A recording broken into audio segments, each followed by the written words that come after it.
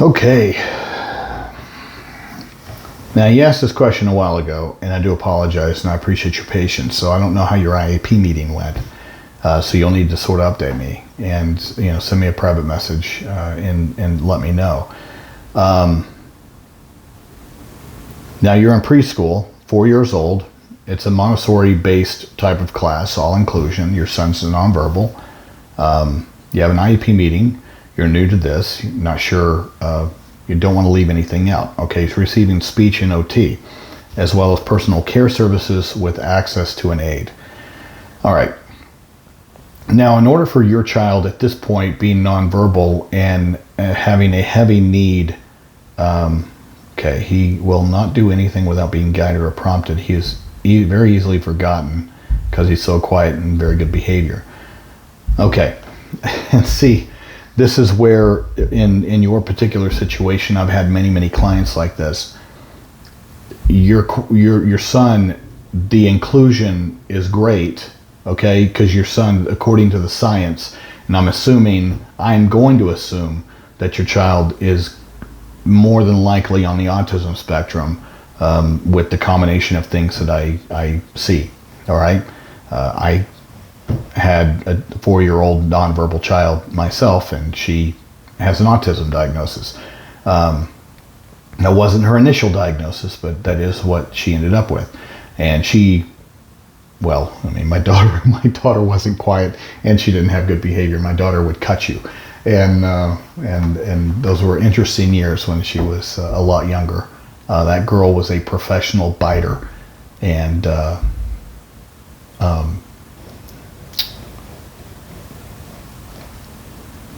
I had a healthy respect for not getting too close at certain points.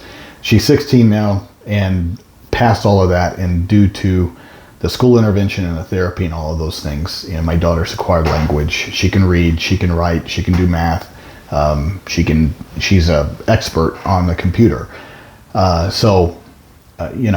It's there, and we didn't supplement our services. We received all of our services through the public school because I do believe in this process. I do believe in a free and appropriate public education. So my daughter's always received what she's needed.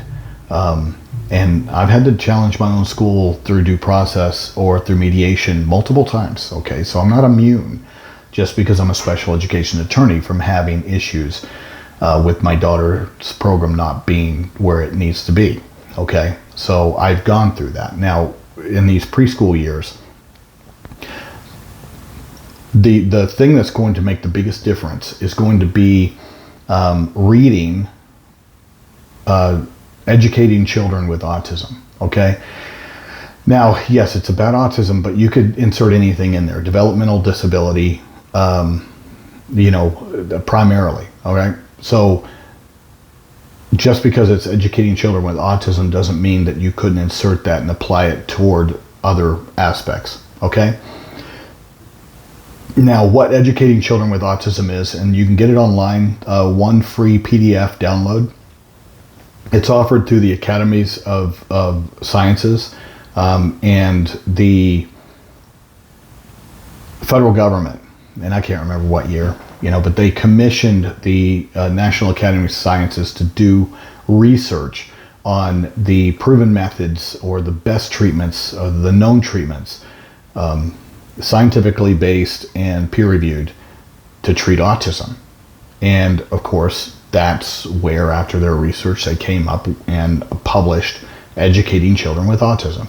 So if you Google it, National Academy of Sciences, Educating Children with Autism, like I said, you can get one free PDF download. And this should be the Bible when it comes to developing the kind of preschool and kindergarten program that your child requires if your child has that kind of diagnosis or developmental disability.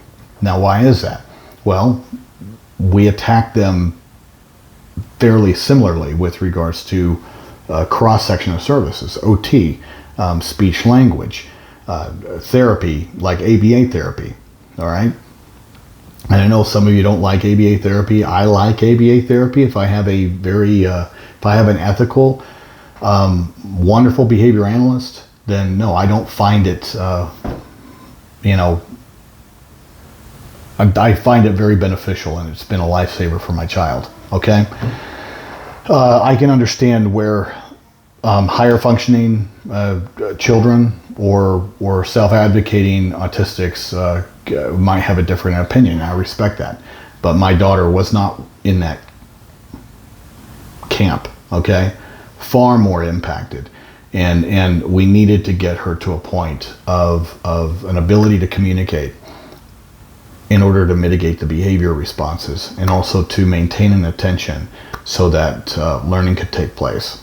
All right, so that's the same thing. Now, the danger point for you is that your son will, if left to his own devices, what you will always need to watch out for is that the staff will say, oh my gosh, he's so good. But then you're not going to make any gains, and you're not going to make any progress, because your son is not the squeaky wheel. And the squeaky wheel in special education is going to get the grease, and that typically is the kids with the behavioral responses, not the one that left alone in the corner is just fine. But the other danger point is that you're in your preschool years, and depending on when your child's birthday, you may want to do one more year of preschool with a very, very defined program that I would sort of replicate from educating children with autism, that includes ABA therapy, far more speech language intervention, OT, those things in combination with the academic instruction. But the academic instruction isn't going to come unless you have a trained staff, somebody that is going to be with your child to help redirect your child so that the engagement levels are high. All right. Now, how do you find out what your child's engagement levels are? Well, you have to do a functional behavior assessment, and you have to have somebody come in to observe your child and actually make marks, watching them over a period of time and making marks as to how often your child mans, which means requests independently, or how much your child is engaged with staff. Those two things. Now, some people have this misconception that FBAs are just about maladaptive or bad behavior. No, it's not. Behavior is also inattention. Behavior is also, a failure to pay attention. So if your child needs redirection, that's behavior. So it just depends on how you define that, but that's how you get to the bottom of what your child's problem is, and if they're even getting any benefit from that. And that's how you justify the request for an aide, is what is his engagement level per every 30 minutes or an hour. And you find that out through a couple days of really good observations, to where they're ticking off every time your child independently requests, or every time somebody's engaging with him. And if he's in a class full of kids and he's in inclusion and he doesn't have any behaviors, then I can guarantee you the engagement levels are going to be in the toilet, meaning staff engagement levels, especially if there's too many kids, not enough aide support to support the teacher. And it's not malicious. Nobody's doing anything mean. It's just that, your preschool class is intended for kids that are functioning at a much higher level. Now, it doesn't mean that he can't benefit from that experience, but that benefit would come with somebody making sure that your child is engaged and helping redirect, and then fostering language development. All of those things need to happen at once, and you are in that window of opportunity right now to where you really, really need to hammer that home. And you're going to have a difficult time doing that, being that, I don't know everything about your preschool. Okay, I know it's a Montessori-based preschool. I know you're in Texas, but I don't know whether it's funded through the public school, whether they're the ones providing the speech and OT, or whether this is a charter school receiving state funds. I don't know any of those things. Those would be important details, but this is where developing the right kind of program starts with that. What are the engagement needs? How much support does he require? What are we doing on the language side? Not necessarily speech, how he rolls his R's or how he says certain words, as much as language development to get him to a point of communication, which can be done, early on with things like sign language, with a communication device like a lamp. Those things are beginning steps to language development and communication through words. And then with the OT as well, you need to hit all areas of educational performance: academics, functional skills, social emotional development, and communication. There should be goals in every one of these areas. And, I get the benefit of the inclusion, but so much of this stuff in preschool, you can push these things in because the preschool environment is sort of set up to absorb and take those kind of services in. Unlike, regular public school, to where it's not. So you have that window of opportunity, and that's why I'm saying you may want to think about doing an extra year of preschool, so that you can avoid that big question in kindergarten, whether or not he's kindergarten ready. All right?